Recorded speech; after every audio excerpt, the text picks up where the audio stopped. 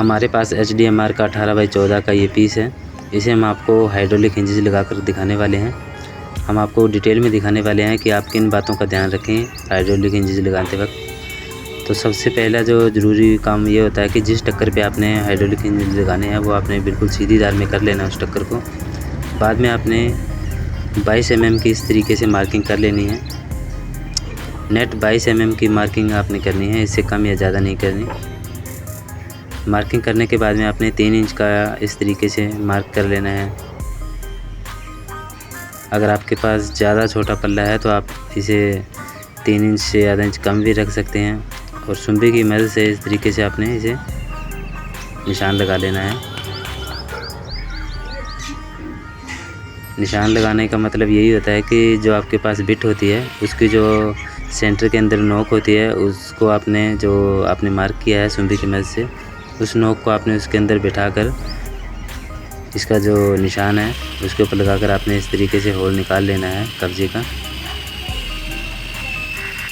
Whole निकालते वक्त एक बात का ध्यान रखें कि जिस बिट से आप होल निकाल रहे हैं वो अच्छी क्वालिटी की होनी चाहिए, क्योंकि अगर आपके पास अच्छी क्वालिटी की बिट नहीं है तो आप अच्छे तरीके से इसका होल नहीं कर पाएंगे, जिससे क्या है कि जो आपका कब्जा है उसकी अलाइनमेंट गलत हो जाएगी और जो आप कब्जा लगाएंगे वो टेढ़ा मेढ़ा हो जाएगा, जिससे क्या है कि जब आप पल्ले की फ़िटिंग करेंगे तो वो अच्छे तरीके से नहीं हो पाएगी उसकी फ़िटिंग।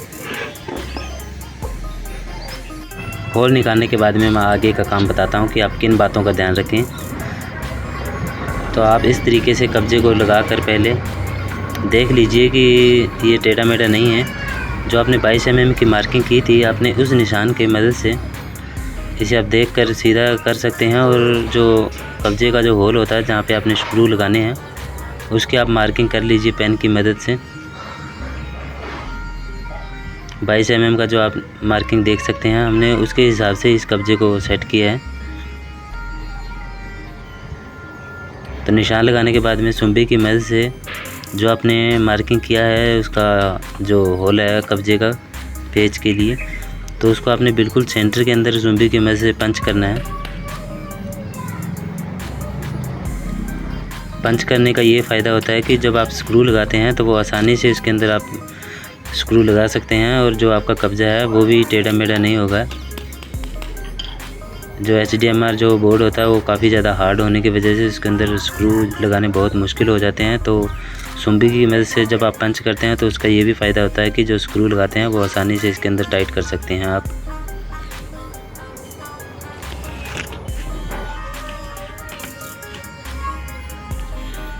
तो मार्किंग गेज से जब आपने इसकी जो 22 mm की मार्किंग करनी है वो पूरा जितना आपके पल्ले की लंबाई है उसके हिसाब से आपने पूरी इसकी मार्किंग कर लेनी है। जब आप जो कब्जा लगाएंगे तो उसकी जो अलाइनमेंट है वो आपको पता चल जाएगी, उसके लिए आपको अलग से मेजरमेंट नहीं करना पड़ेगा।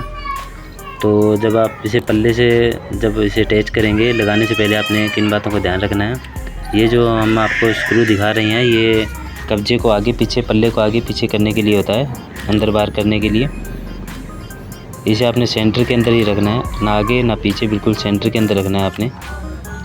और ये जो स्क्रू है ये जो पल्ले के चढ़ाव के लिए होता है ये भी आपने बिल्कुल सेंटर के अंदर रखना है। ये जहाँ पे जो आपने पेज फ्री कर लेना है, ये टाइट भी नहीं होना चाहिए, ठीक है। दूसरे एंगल से भी आपको दिखा देते हैं। ये जो स्क्रू है वो आपने लूज़ कंडीशन के अंदर रखना है।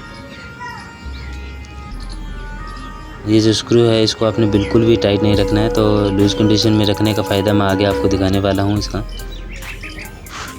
तो चलिए बॉक्स के अंदर इसकी जो फिटिंग है वो हम आपको करके दिखाते हैं। इसे लगाने से पहले आपने दो जो माइका होती है 1 mm की माइका, उसे आप इस तरीके से टेप करके ये जो टक्कर होती है पल्ले के और जो बॉक्स के बीच की जो टक्कर होती है उसके अंदर आपने इसे लगा करके इस तरीके से, जिस तरीके से हम आपको वीडियो में दिखा रहे हैं, ये जो पैकिंग आपने यहाँ पे लगा के ऊपर नीचे आपने देख लेना है कहाँ पे आपने इसे सेट कर लेना है। वो एक बार में ही आपने करना होगा। जिस कब्जे को आपने स्क्रू करना है उस जगह पे आपने पैकिंग दे लेनी है। जैसे पहले हमने जो ऊपर स्क्रू लगाए थे तो ऊपर पैकिंग दी थी, और जब नीचे लगा रहे हैं तो नीचे भी आपने इस तरीके से पैकिंग दे लेनी है। तो आपका ये पल्ला बिल्कुल तैयार हो चुका है। तो अभी हम आपको जो इसके अंदर की जो फिटिंग होती है, जो फिटिंग करने के बाद में जो इसके जो स्क्रू होते हैं उसे आप किसी तरीके से एडजस्ट कर सकते हैं। देख सकते हैं जो बाहर की तरफ से बिल्कुल बराबर है ये पल्ला। तो इसके जो स्क्रू हैं वो किस तरीके से काम किए जाते हैं इसके, तो ये जो स्क्रू है वो पल्ले के चढ़ाव के लिए होता है, और ये वाला जो स्क्रू है ये पल्ले को अंदर बाहर करने के लिए होता है।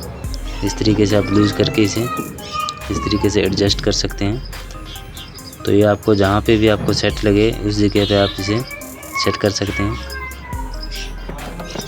तो उम्मीद करता हूँ कि आपको हमारी ये वीडियो अच्छी लगी होगी। तो हमारी वीडियो को देखने के बाद लाइक ज़रूर कीजिए। अगर आप नए हैं हमारे चैनल पर तो हमारे चैनल को सब्सक्राइब भी ज़रूर कीजिए। वीडियो को एंड तक देखने के लिए आपका बहुत बहुत धन्यवाद। बने रहिए हमारे चैनल पे इसी तरह से।